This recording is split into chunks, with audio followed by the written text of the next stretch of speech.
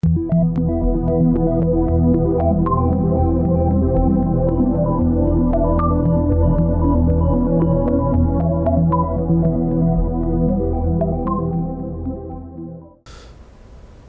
último, nós vamos para o tratamento da síndrome metabólica antes das nossas conclusões. Então, agora vamos discutir o tratamento da síndrome metabólica de uma maneira bastante simples e bastante resumida.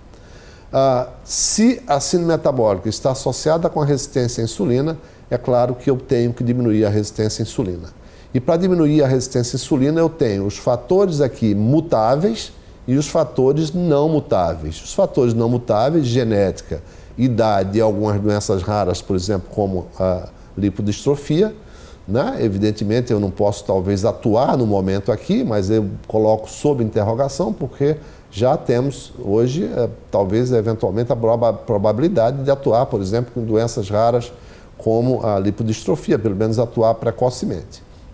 Nos fatores mutáveis para a resistência à insulina, como o ambiente, inatividade, excesso de peso e a distribuição de gordura, sim, é possível que nós possamos atuar diminuindo a resistência à insulina.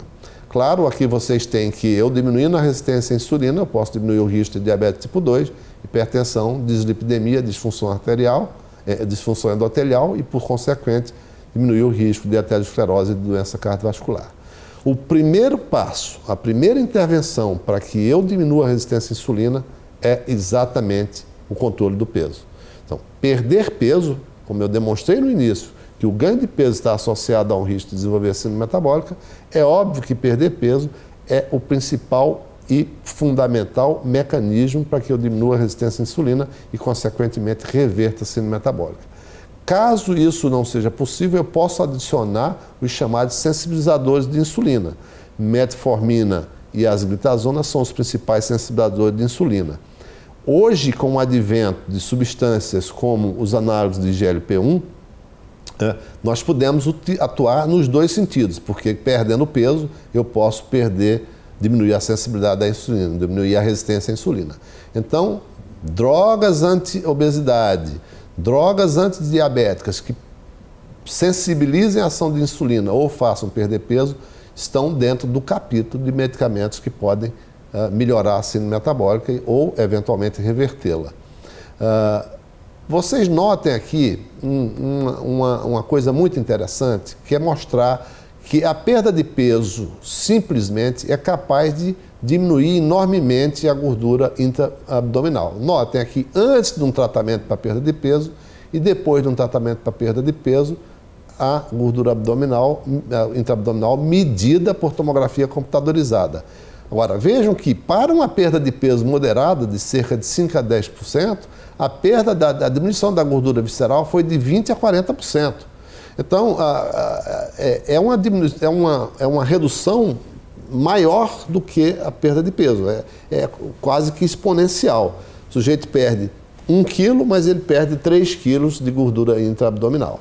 Ou seja, para 1 quilo, quer dizer, ele perde 1% da gordura abdominal, e ele perde 1% de peso e perde 3% da gordura intraabdominal. Né? Quer dizer, o que eu quero dizer é que a gordura abdominal é muito mais fácil de perder e para uma redução de peso modesta, às vezes a redução da gordura visceral é maior e mais importante.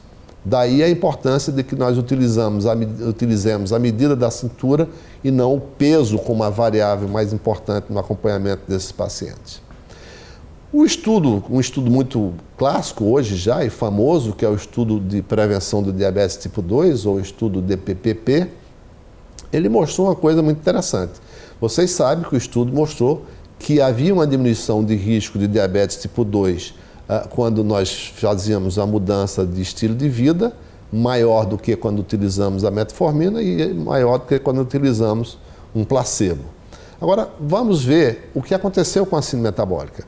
Além de diminuir diabetes tipo 2, também diminuiu a síndrome metabólica com a evolução desses pacientes. Então, aqui na linha de base, 55% dos pacientes em placebo tinham síndrome metabólica, 54% dos pacientes com metformina tinham síndrome metabólica e 51% daqueles que entraram ou foram randomizados para mudança de estilo de vida tinham síndrome metabólica.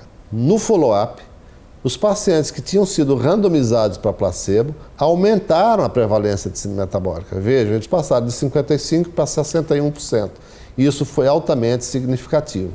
Os pacientes que estavam em metformina não mudaram, ou seja, eles não diminuíram a prevalência de síndrome metabólica, sugerindo que a metformina, então, não foi capaz de diminuir a síndrome metabólica. Agora, notem que aqueles que fizeram a mudança de estilo de vida tiveram exatamente o comportamento inverso do grupo placebo. Eles tinham 51% de síndrome metabólica na linha de base e caiu para 43% a prevalência de pacientes com síndrome metabólica após o follow-up, um P altamente significativo. Então, definitivamente, perder peso pode proteger para a evolução da síndrome metabólica ou reverter a síndrome metabólica.